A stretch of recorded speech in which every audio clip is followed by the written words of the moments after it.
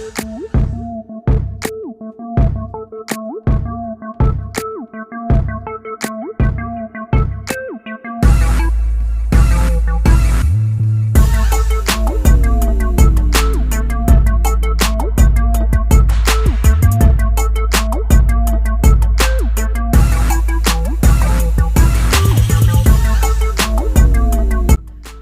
morning, good afternoon, howdy, howdy, howdy, howdy. Well, this next video that I put together is important on mindset. You know, we're always talking about physical preps, but you've got to have a mindset that's prepped and is strong. And so this next video is going to help you identify and correct those who are practicing manipulation on you. Now, it comes in all shapes and forms: personal, business, social, government. Let's just say that when you're able to recognize these, you can avoid them, confront them, or find solutions to them and those who practice this stuff. Now, I've been guilty on one or more occasions of some of these things, and I've had personal relationships, long distance relationships, friends, family, YouTube creators that practice this, and I recognize it. I do my very best not to manipulate, because it can be a tool used for the worst things. And really, manipulation is not good at all, because it can't stand on its own credentials. If you're trying to get something done, it should be able to stand on its own credentials without an individual trying to manipulate the outcome. See? So I hope you enjoy this video. It's taken me a while to get it together, and I keep on prepping, baby. Today, we're going to unravel a subject that, unfortunately, is quite prevalent in the daily lives of many: manipulation. This form of negative social influence reveals how individuals or organizations use subtle tactics to gain control and advantage over others. Manipulation can occur in various spheres of life, whether in the workplace, personal relationships, or even large social groups. Thus, understanding and reflecting on these tactics is not just a way to safeguard one's autonomy, but also to promote healthier and more transparent relationships. It is essential to learn to defend oneself, and for that, we will explore the most intense manipulation tactics. Know that all knowledge is neutral, as it depends on the user to give it a function. Therefore, remember that these tactics are dark, and the purpose of this content is for you to learn to protect yourself from them, not to use them against others. This knowledge is like a tool that can be used both to create a magnificent work or to commit evil. Therefore, all the knowledge you absorb in this video should be used responsibly, whether for your self-defense or personal development. We'll understand how manipulation silently infiltrates our lives, often without us realizing it. We'll demystify these techniques not just to recognize them, but also to equip ourselves with the necessary tools to fight them. In the end, I guarantee you will be more prepared to face the world with a more critical eye and a more alert mind. Number 1. Triangulation.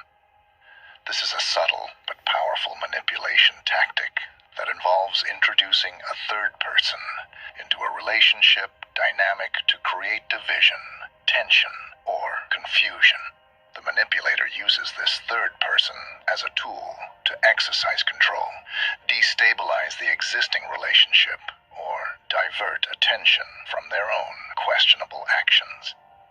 In triangulation, the manipulator may play one against the other, sharing distorted or confidential information between the parties, or using the third person to validate their own opinions and feelings, discrediting the other party. This can lead the victims to doubt their own perceptions and feelings, isolating them and making them more dependent on the manipulator. For example, in a family context, a parent might speak ill of one child to another, creating experience with the second and leaving the first isolated and insecure. In the workplace, a boss might share negative information about one employee with another, generating rivalry and distrust between them. Triangulation is particularly destructive because it corrupts trust and direct communication between the parties involved, allowing the manipulator to maintain control and avoid responsibility for conflicts or misunderstandings. Victims of this tactic often find themselves in a cycle of misunderstandings and conflicts, without fully understanding the origin or the role of the manipulator in these problems. Countering triangulation requires recognizing the tactic, open and honest communication between the parties being manipulated, and a strong sense of personal boundaries. It is crucial to question the validity of the information received, seek clarifications directly with the other parties involved, and refuse to participate in conversations or actions that foster division or distrust. Number 2. Double bind. This is a situation of psychological manipulation in which the person is placed between two contradictory choices or conflicting messages, so that regardless of the decision made, they will be wrong or at a disadvantage. This tactic is often used to confuse and control the victim, making them feel powerless, confused, and anxious as there is no correct or satisfactory way out. In these situations, the manipulator may communicate mutually exclusive expectations or demands. For example, a parent may criticize a child for not being open and communicative, but when the child tries to express their feelings, they are reprimanded for being disrespectful or overly sensitive. Here in this example, the child is put in a double bind, because if they open up, they are punished, and if they remain silent, they are also criticized. The double bind can also occur in relationships, where one person may tell their partner they want more independence, but at the same time becomes upset or distant when the partner spends time alone. The victim of this manipulation becomes confused and insecure about how to act, as all their actions seem to result in a negative response. This type of manipulation is particularly insidious because it attacks the person's ability to trust their own perception and judgment. This can lead to a state of constant self-doubt and decreased self-esteem, making the person more dependent on the manipulator. To deal with a double bind, it is important to recognize that the situation is a manipulation trap and not a reflection of one's own incompetence or failure. Seeking support from trusted friends, counselors, or therapists can help the victim validate their own perceptions and feelings. Additionally, setting clear boundaries and communicating assertively are crucial steps to protect oneself against this type of manipulation. Number 3. Projection. Projection is a manipulation tactic where the manipulator attributes their own flaws, feelings, or inappropriate intentions to the victim. This occurs when the manipulator is unable or unwilling to acknowledge their own shortcomings or negative behaviors, and instead projects them onto the other person, making them feel guilty or in doubt about their own actions or feelings. This defense mechanism distorts the victim's reality, leading them to question their own perceptions and to feel responsible for problems or feelings that actually belong to the manipulator. For example, a jealous partner may accuse the other of being unfaithful or flirting, when, in reality, it is the accuser who is having these thoughts or behaviors.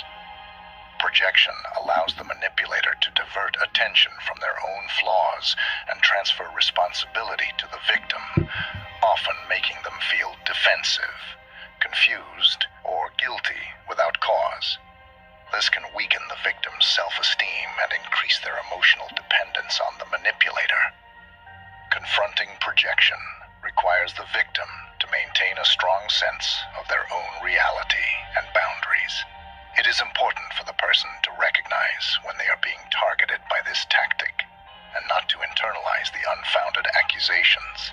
Keeping a record of their own thoughts and feelings, seeking feedback from trustworthy third parties, and practicing self-affirmation are useful strategies for combating manipulation by projection. Additionally, it is essential for the victim to learn to emotionally distance themselves from the manipulator and to establish clear boundaries, refusing to accept responsibility for problems or feelings that are not theirs. In extreme cases, it may be necessary to cut ties or seek professional support to deal with the consequences of this form of manipulation. Number 4. Time pressure. This is a manipulation tactic used to force the victim to make quick decisions, creating a false sense of urgency. The manipulator claims that action must be taken immediately to avoid negative consequences, or that a unique opportunity is about to expire. This method exploits the fear of loss and anxiety, reducing the time the victim has to think, research, or consult other opinions. For example, this strategy is often used in high-pressure sales, where the seller insists that an offer is for a limited time or that only a few items remain. However, it can also be found in personal and professional relationships, such as when someone demands an immediate response to a significant request or imposes an unrealistic deadline for an important decision. Under time pressure, the manipulated individual may end up making hasty decisions, often to their own detriment and to the benefit of the manipulator. The artificial urgency prevents the victim from evaluating all options, consulting third parties, or simply listening to their own intuition. To combat this tactic, it is essential to recognize when someone is trying to manipulate time to influence your decision. It is important to ask for time to think, not to succumb to the pressure to act immediately, and to remember that few decisions genuinely require an instant response. Additionally, one should be aware that time pressure is a red flag for manipulation, and that often, by waiting, additional information may emerge that will help make a more informed and balanced decision. Number 5. Inconsistency and unpredictability is a manipulation tactic where the manipulator acts erratically and unpredictably, causing confusion and insecurity in the victim. This behavior can range from extremes, such as being loving and attentive one moment and cold, or disdainful the next, for no apparent reason. This pattern of behavior keeps the victim in a constant state of disorientation and anxiety, as they cannot predict or understand the actions of the manipulator. This tactic is often used in abusive relationships, where the abuser alternates between kindness and cruelty to create an emotionally unstable environment. The victim, trying to understand the manipulator's behavior and yearning for approval or love, may find themselves trapped in a cycle of trying to please the manipulator, never achieving stability or satisfaction. Unpredictability is effective because it capitalizes on the human desire for consistency and stability. When a person's actions do not follow a logical or predictable pattern, it becomes difficult for others to adapt or respond appropriately, which can lead to a state of emotional and psychological dependence on the manipulator, who appears to be the only source of solution or relief. To deal with inconsistency and unpredictability, it is important for the victim to recognize the manipulator's pattern of behavior and understand that it is not their responsibility to constantly correct or adapt to please the other. It is vital to establish clear boundaries and maintain emotional distance from the manipulator. Additionally, seeking support from friends, family, or professionals can provide the perspective and support needed to deal with this form of manipulation and rebuild self-esteem and independence. Number 6. Emotional blackmail. Here, the manipulator exploits another person's emotions to get what they want. This usually involves creating a sense of obligation, fear, guilt, or shame in the target, leading them to act against their own interests or values to satisfy the manipulator's demands. At the core of emotional blackmail is the abuse of the emotional bond between the parties. The manipulator may suggest, directly or indirectly, that their well-being, happiness, or love depends on the victim's action, creating a situation where the victim feels responsible for the emotional state of the manipulator. Common examples of emotional blackmail include phrases like, "If you really loved me, you would do this," or "I can't believe you would let me do this alone."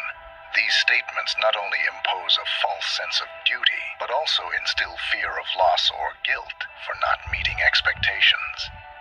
To deal with emotional blackmail, it is important to recognize when it is happening, establish and maintain clear boundaries, and communicate assertively. This involves expressing your own needs and feelings without allowing fear, guilt, or obligation to dictate your actions. Reinforcing self-esteem and seeking external support, whether from friends, family, or professionals, can also be crucial to withstand the pressure and maintain your own agency. Number 7. Gaslighting. In gaslighting, the manipulator may vehemently deny that certain events occurred, or distort facts to contradict the victim's memory. They may also devalue the victim's feelings, labeling their reactions as crazy or irrational, or use privileged information to discredit them.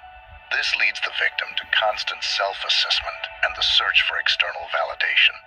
This form of manipulation can occur in personal relationships, in the workplace, or in broader contexts like politics or the media. The impact of gaslighting is profound, leading to anxiety, depression, and a loss of trust in one's own perceptions and memories. Countering gaslighting involves strengthening trust in oneself and one's own perceptions. This may include keeping a record of events or conversations, seeking external perspectives to validate reality, and establishing firm boundaries with the manipulator. In serious cases, it may be necessary to remove oneself from the toxic situation. Recognizing and naming the experience is also crucial, as it empowers the victim and diminishes the manipulator's control. Number 8. False social approval. This is a manipulation technique where the manipulator pretends or exaggerates the level of support, agreement, or approval from other people to influence the victim. In this context, the manipulator may fabricate stories, distort facts, or create an illusion of consensus to convince the victim that a certain opinion, behavior, or product is more popular or acceptable than it actually is. This tactic exploits the human tendency to conform to group norms and seek social approval. People tend to modify their opinions, attitudes, or behaviors to align with what they perceive to be the group consensus, especially in situations of uncertainty or when there is evident social pressure. By simulating broad acceptance or support, the manipulator can induce the victim to think that by following a certain line of action, they are joining the majority and, therefore, making the correct or popular choice. For example, in advertising, this can be seen in the use of testimonials from satisfied customers that are not genuine, or in claiming that a product is the best-selling without concrete evidence. In personal relationships, a manipulator may falsely claim that everyone thinks or says something to pressure the victim to agree or conform. To defend against false social approval, it's crucial to develop critical thinking and question the truthfulness of claims of popularity or acceptance. It's important to seek concrete and reliable evidence before accepting claims of consensus and maintain confidence in one's own perceptions and judgments, even if that means standing against the supposed majority. Recognizing and understanding this manipulation tactic allows people to make more authentic choices and less influenced by the pressure to conform to fictitious or exaggerated social norms. Number 9. Concealment of information. Concealment of information is a manipulation strategy where one party deliberately withholds important or relevant information from another party with the goal of influencing decisions or perceptions. This manipulative method can significantly alter the victim's understanding and behavior as they are led to make decisions based on an incomplete or distorted understanding of reality. This type of manipulation can occur in various contexts, from personal relationships to business transactions and politics. For example, in a relationship, a partner may hide information about their finances or past relationships, affecting the trust and dynamics of the relationship. In the workplace, a colleague or superior might omit critical details of a project, impairing an employee's ability to complete tasks efficiently or make informed decisions. In sales or negotiation situations, hiding information about the product, such as defects or unfavorable terms, can lead to a deceived choice by the consumer or the other negotiating party. In the political sphere, the concealment of relevant information from the public can influence public opinion and electoral outcomes. Defending against the concealment of information involves being aware of this possibility and adopting a questioning and investigative approach. It's important to fact-check from multiple sources, ask detailed questions, and seek transparency in all interactions and transactions. Moreover, developing critical awareness and not accepting information at face value can help identify when important information may be being concealed. By understanding that the concealment of information is a form of manipulation, people can become more vigilant and less susceptible to being influenced by decisions or opinions based on incomplete or distorted information. Recognizing the importance of open and honest communication is key to promoting more transparent and fair relationships. Number 10. Fear attachment. Manipulators using fear attachment often create a do-or-die scenario, making the victim believe that something terrible will happen if they do not comply. This can range from direct threats to subtle insinuations or the creation of negative hypothetical scenarios. The goal is to make the victim feel that they have no choice but to obey or agree with the manipulator to avoid the feared outcome. This technique can be observed in many contexts, including personal relationships, workplaces, marketing, and even politics. For example, a partner may use the fear of abandonment to control the other's behavior, or a boss may imply that an employee's job security depends on their compliance with certain demands. In advertising, fear attachment can be used to convince consumers they need a product to avoid some danger or social embarrassment. To defend against fear attachment, it's important to recognize when fear is being used as a tool of manipulation. This may involve questioning the reality of the threats presented, objectively evaluating one's own options, and seeking advice or alternative perspectives. Staying calm and not acting impulsively under the influence of fear is also crucial, as well as strengthening self-esteem and support networks to reduce vulnerability to fear-based manipulation. Developing a clear understanding of one's own boundaries and rights can help the person stand against attempts at manipulation that exploit fear. Moreover, learning coping techniques and resilience can help deal with fear in a healthy and assertive manner, reducing the impact that the manipulator can have on the victim's emotions and decisions. Number 11. Blame game. This is a common manipulation strategy, where the manipulator attempts to shift the responsibility for their own mistakes, failures, or behaviors onto the victim. This tactic aims to make the victim feel guilty, even if they have done nothing wrong, leading them to doubt themselves, apologize excessively, and even take on responsibilities that are not theirs.